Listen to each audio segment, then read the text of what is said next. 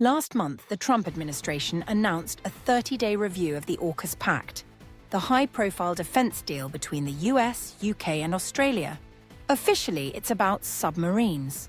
But underneath, it's about trust, power, and the shifting tides of global alliances. Here's what's happening, and why Europe might be Australia's next defense partner. AUKUS was born under Biden as a way to reinforce US commitment to the Indo-Pacific.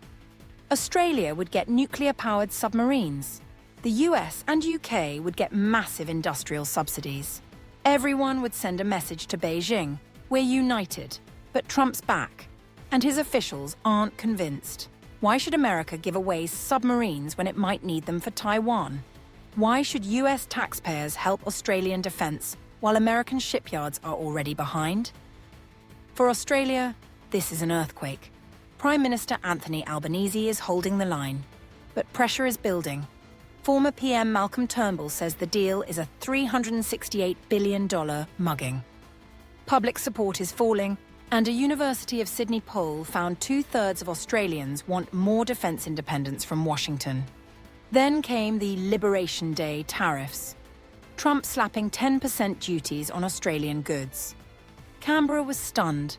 Trade with China, their top partner, is now under pressure too. And America is demanding Australia spend 3.5% of its GDP on defence, something the public doesn't want. Behind all this, a deeper fear that the US might not deliver. Shipbuilding delays, rising costs, no subs, no guarantees. So, Australia is hedging its bets. Just last month, they announced defence talks with the European Union. Yes, you heard that right, the EU. The same bloc that's been inching toward an Indo-Pacific role for years, but never quite stepped forward. That might be changing. France, still smarting from losing its own submarine contract with Australia, has the military capacity and regional presence to lead. Germany, cautious but capable, could support with equipment, cyber assets, and diplomacy. The EU has tools like the European Peace Facility that could back joint initiatives. A full alliance? Probably not. But a new kind of partnership? Very possible. And here's the big idea. This isn't just about Australia. It's about a world where American leadership is no longer guaranteed. Trump's isolationism is changing the game. NATO, AUKUS, trade deals, it's all on the table. Europe needs to stop assuming Washington will always show up.